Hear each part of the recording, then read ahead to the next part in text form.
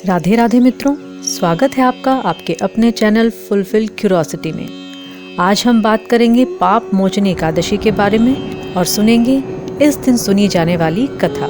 तो आइए शुरू करते हैं। पाप मोचनी एकादशी का व्रत परम कल्याणकारी माना गया है।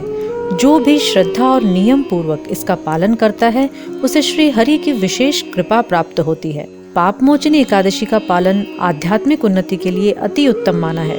इस वर्ष यह पवित्र तिथि 25 मार्च 2025 मंगलवार को पड़ रही है, लेकिन वैष्णव परंपरा के अनुसार यह व्रत 26 मार्च 2025 बुधवार को मनाया जाएगा, क्योंकि इस बार महाद्वादशी होने के कारण वैष्णव जन इस माह द्वादशी का पालन करते हैं और इसलिए हम 26 मार्च 2025 को बुधवार के दिन ही एकादशी का व्रत पालन करेंगे। इस दिन भगवान विष्णु और तुलसी माता की आराधना से विशेष आध्यात्मिक लाभ प्राप्त होता है। ब्रह्म मुहूर्त में उठकर स्नान आदि के पश्चात भगवान श्री कृष्ण की मंगला आरती करें अथवा दर्शन करें।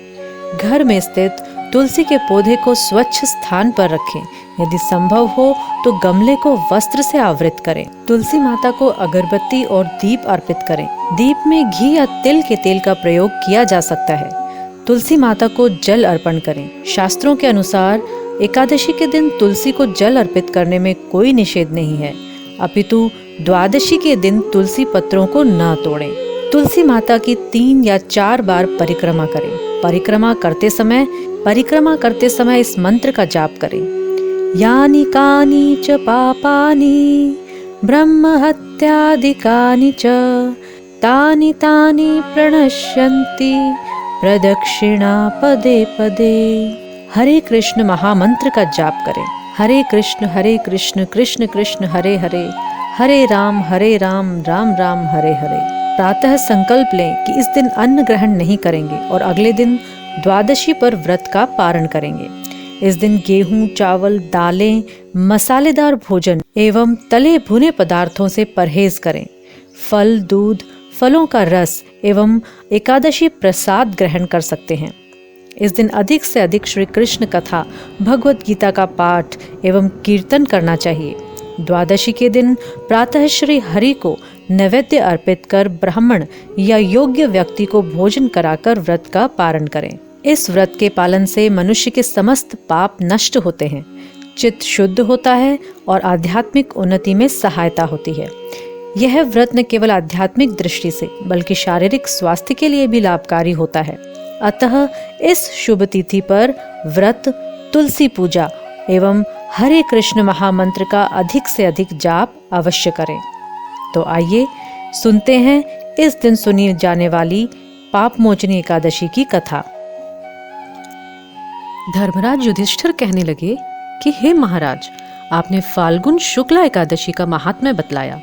अब कृपा करके यह बतलाइए कि चैत्र कृष्ण एकादशी का नाम क्या है, इसमें कौन से देवता की पूजा की जाती है और इसकी विधि क्या है। कृष्ण भगवान कहने लगे कि हे राजन, यही प्रश्न एक समय राजा मानधाता ने लोमश ऋषि से किया था और जो कुछ उन्होंने उत्तर दिया था सो वही तुमसे कहता हूँ। लोमश ऋषि कहने लगे कि हे राजन, इस एकादशी का नाम पाप मोचनी एकादशी है और इसके करने से अनेक पाप नष्ट हो जाते हैं। अब मैं इसकी कथा कहता हूँ। प्राचीन समय में कुबेर का चैत्र रथ नाम का एक बाग था। उसमें गंधर्व की कन्याएं किन्नरों के साथ विहार करती थीं।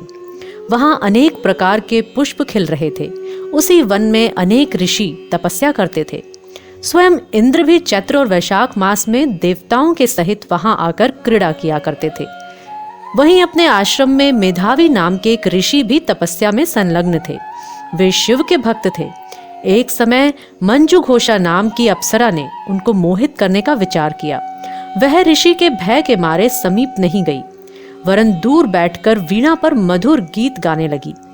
उस समय कामदेव ने भी मेधावी ऋषि को जीतने की चेष्टा की। उन्होंने उस सुंदर अप्सरा के भ्रू को धनुष, कटाक्ष की डोरी, नेत्रों को धनुष की लचक, कूचों को कुरी बनाकर मंजू घोषा को सेनापति बनाया। उस समय मेधावी ऋषि भी युवा और हष्टपुष्ट थे। साथ ही यज्ञोपवीत तथा दंड धारण किए हुए ब्रह्म तेज से युक्त थे। मंजू घोषा ऐसे सुंदर ऋषि को देखकर उनकी सुंदरता पर मुग्ध हो गई और अपने गीत, चूड़ियों और नुपुरों की झनकार तथा नृत्य कला द्वारा हाव भाव दिखाकर मुनि को रिझाने लगी। पर्याप्त समय तक यह क्रम चलता रहा और अंत में कामदेव ने ऋषि को पराजित कर दिया। फलस्वरूप ऋषि मंजू घोषा के साथ रमण करने लगे और काम के इतने वशीभूत हो गए कि उन्हें दिन रात्रि का कुछ भी विचार नहीं रहता। इस प्रकार बहुत समय बीत गया। तब एक दिन मंजू घोषा कहने लगी, ऋषि जी, बहुत दिन हो गए, अब मुझको स्वर्ग जाने की आज्ञा दीजिए। मुनि ने कहा, आज इसी संध्या को तो आई हो, प्रातःकाल होने तक चली जाना। मुनि के ऐसे वचन सुनकर अप्सरा कुछ समय तक और रुकी। अंत में उसने पुनः मुनि से विदा मांगी तो मुनि कहने लगे कि अभी तो आधी रात ही हुई है। अप्सरा ने कहा, महाराज, आपकी रात तो बहुत लंबी है, इसका क्या परिणाम है? मुझको यहाँ पर आए कितने ही वर्ष बीत गए हैं। उस अप्सरा की यह बात सुनकर मुनि को समय का ज्ञान हुआ तो विचार करने लगे कि इस अप्सरा के साथ रमण करते हुए हमको 57 वर्ष 7 माह और 3 दिन बीत गए, तो वह उनको काल के समान प्रतीत हुई। मुनि अत्यंत क्रोधित हुए और उनकी आंखों से ज्वाला उत्पन्न होने लगी। वे कहने लगे कि मेरी कठिन परिश्रम से एकत्रित की हुई तपस्या को तूने नष्ट कर दिया है।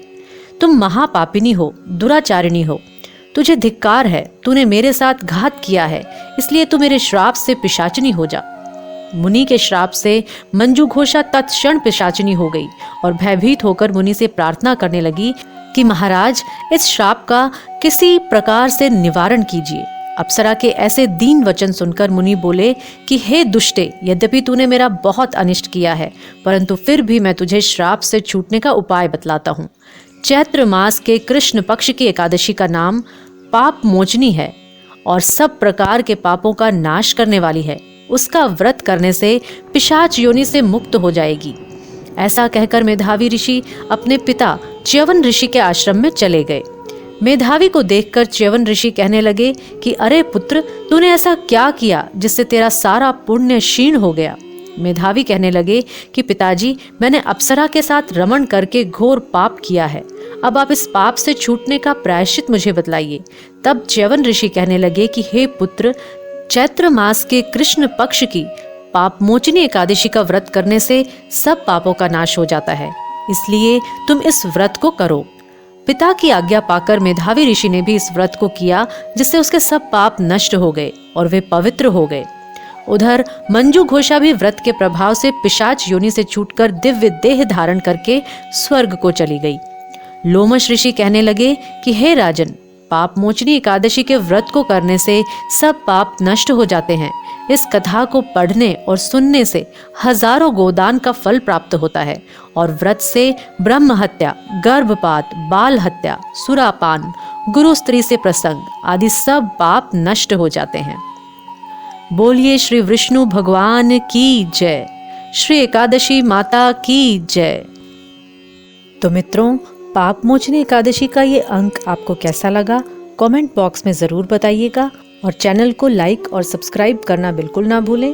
और इसी के साथ मिलते हैं अगले अंक में। हरे कृष्ण।